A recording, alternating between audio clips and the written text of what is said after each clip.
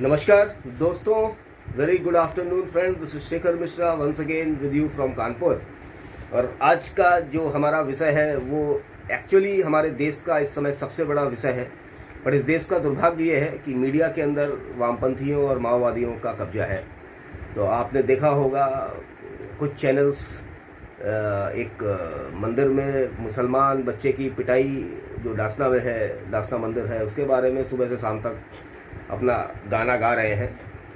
और दूसरा, ममता बनर्जी का पैर टूट गया, उन्होंने नाश्ता क्या किया, इसके बारे में दिखा रहा है। बट एक्चुअली जो इस देश का इसमें सबसे बड़ा मुद्दा है वो है एनआईए ने जो सचिन भजे साहब को अरेस्ट किया और उसके तार, उसके लिंकेजेस बहुत ऊपर तक जाते दिख रहे हैं। बहुत सी पॉलिटिकल पार्टीज़ के लोगों के, टॉप के लोगों के साथ में उसके लिंकेजेस हैं। अब आप देखिए, ये जो एक विस्फोट हुआ था बॉम्बे में, उसके बाद एक वोहरा कमेटी बनाई गई थी 1993 में। और उस कमेटी के अंदर उन्होंने एक रिपोर्ट बनाने की बात थी जिसमें भारत के जो राजनीतिक लोग हैं और जो माफिया और ये जो ड्रग माफिया और जो माफिया, उनके जो नेक्सस है, उसके लिए एक रिपोर्ट बनाई गई थी जिसको 1995 में पार्लियामेंट में पहली बार पब्लिक के सामने सार्वजनिक किया गया, जिसमें लगभग 100 पेजों की रिपोर्ट थी। उसमें लगभग 11 पेज ही पब्लिक के सामने सार्वजनिक किए गए हैं। इसमें कुछ सुप्रीम कोर्ट का भी कुछ इसमें हस्तक्षेप था। सुप्रीम कोर्ट ने भी कुछ उन पन्नों को पब्लिक नहीं करने का आदेश दिया था। उसका क्या कारण था वो विषय अलग है, लेकिन आज वो समय आ गया है कि वोहरा कमेटी की रिपोर्ट हम सभी भारतीयों को के सामने ये गवर्नमेंट पब्लिश करे।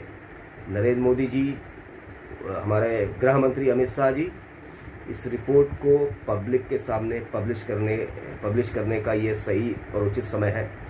भारत की जनता को, हमको, आपको ये जानने का अधिकार है कि हमारे नेता अभिव्यक्ति की आज़ादी के नाम पे, गणतंत्र के नाम पे, डेमोक्रेसी के नाम पे, सेकुलरिज्म के नाम पे जो हमें चूरन चटाते हैं, एक्चुअली उनकी असलियत क्या है, एक्चुअली उनके असली व्यापार क्या क्या है, ये हम सभी भारतीयों को जानना चाहिए। तो हम आज इस वीडियो बनाने का प्रमुख कारण यही है कि आज हम पब्लिक, हम आप लोग सब मिल के ये एक आवाज़ उठाएं कि वोहरा कमेटी की रिपोर्ट, जो कि राजनीतिक और अपराधियों के बीच में जो नेक्सस है उसके बारे में बनी थी, उसको पूरी रिपोर्ट पब्लिक के सामने वो आनी चाहिए। तब इन लोगों के चेहरों से नकाब उतरेंगे। अभी आप देखिए क्या हो रहा है। जो मुद्दा सबसे गंभीर मुद्दा है, सबसे इस देश का बड़ा मुद्दा है, उस मुद्दे को मीडिया अपने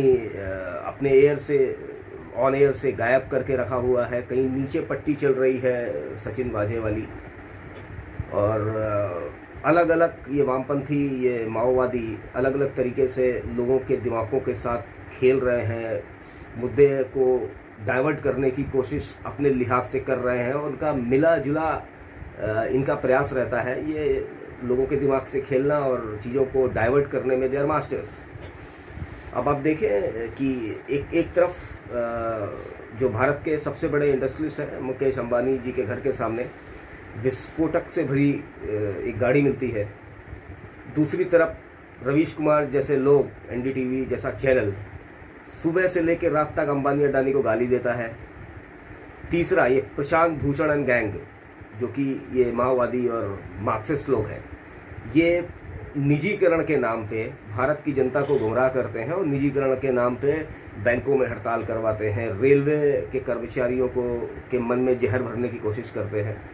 तो ये सब मिल के एक पूरा तंत्र है जो लोगों के मनों के साथ खेल के मुद्दों को डाइवर्ट करने की कोशिश करते हैं। तो इन सब चीज़ों को आज एक आम भारतीय को समझने की बहुत ज़रूरत है। ये आप भाई साहब लोग समझ लो, आप ये लोग बहुत ही खतरनाक लोग हैं। इन लोगों के तार पूरे जो विश्व का ड्रग माफिया है उनके साथ जुड़े हुए हैं। इन लोगों के तार दाऊद इब्राहिम जैसे माफियाओं के साथ जुड़े हुए हैं।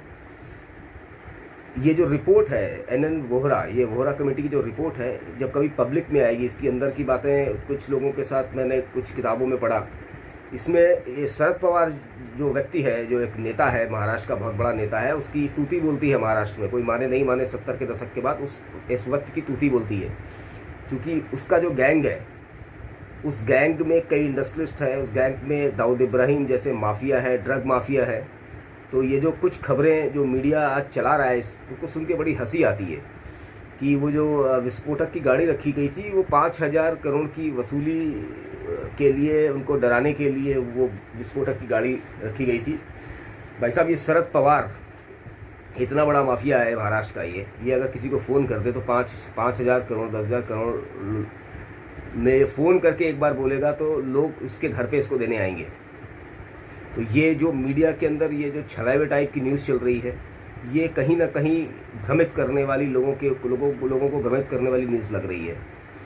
इन लोगों के तार आपने बीच में हम लोगों ने कुछ सालों पहले, अगर आप पीछे जाए तो आपने सुना होगा कि एक एनसीपी पार्टी का एक प्रफुल्ल पटेल करके नेता है, इकबाल मिर्ची, जो दाऊद इब्राहिम का राइट हैंड है, इकबाल मिर्ची की कुछ उनकी वाइफ जो हजरा मेमन है, इकबाल मिर्ची की जो वाइफ है हजरा मेमन, उसकी प्रॉपर्टी इस व्यक्ति ने खरीदी थी, ये प्रफुल्ल पटेल ने। लेकिन वो मीडिया में कुछ दिन चला, उसके बाद ये इस मीडिया तंत्र ने उस खबर को उठा के बाहर फेंक दिया, क्योंकि ये लोग और माफिया और कुछ मीडिया का जो तंत्र है, जो वामपंथी मीडिया का जो तंत्र है, ये सब मिल के पूरे भारत के साथ खेलते हैं, लोगों के मनों के साथ खेलते हैं, मुद्दों को डाइवर्ट करने में दे आर मास्टर्स। तो इन सब चीज़ों को समझने की भाई साहब बहुत ज़रूरत है। आपने सुना होगा कुछ सालों पहले एक वेदांता करके कंपनी थी, स्टेलाइट कंपनी, जो कॉपर प्रोडक्शन में थी और तूतीकरण में उसका प्रोजेक्ट था।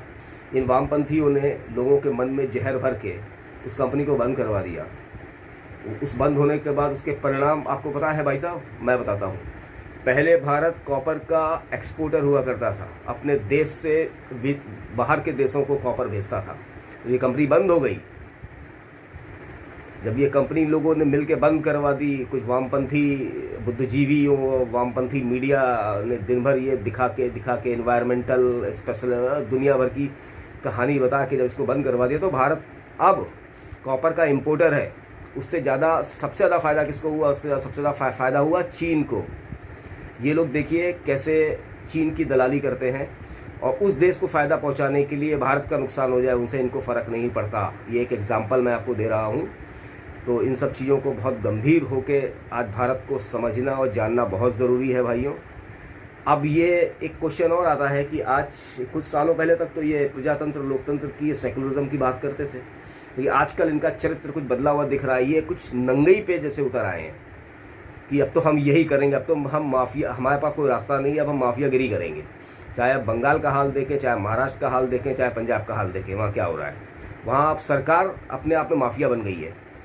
महाराष्ट्र की सरकार तो खासतौर पे आपने अर्नब गोस्वामी का केस देखा, सुशांत सिन्हा का केस देखा, अभी वो हंसुक जी को उनका मर्डर किया।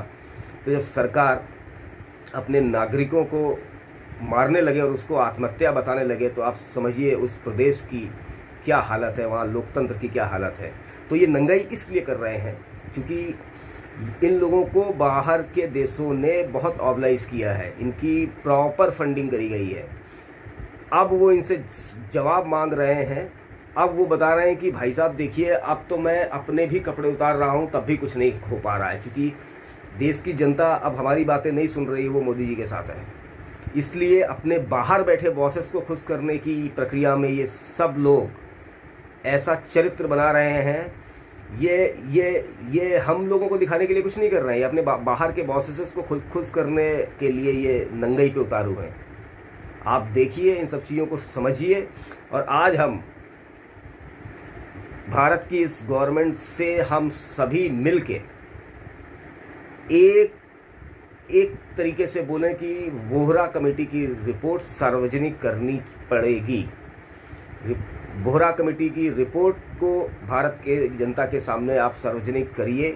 कहीं ऐसा ना हो कि ये भी गवर्नमेंट, क्योंकि हो सकता है इसमें कुछ बीजेपी के भी लोग इस माफिया व्यापार के अंदर शामिल हो, कहीं ये गवर्नमेंट चीज़ों को अटका भटका के लटका के कहीं कोई पॉलिटिकल डील करने की स्थिति में तो नहीं है। क्या मोदी जी अमित शाह क्या कोई पॉलिटिकल डील करेंगे इन लोगों के साथ में? ऐसा नहीं होना चाहिए भाइयों। इसलिए हम सभी लोगों को मिलके एक साथ ये आवाज़ उठानी पड़ेगी। बोहरा कमेटी की रिपोर्ट भारत की जनता के सामने सार्वजनिक करी जाए।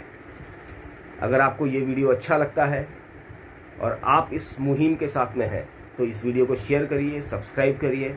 आप लोगों का बहुत बहुत धन्यवाद। भारत माता की जय। जय हिंद।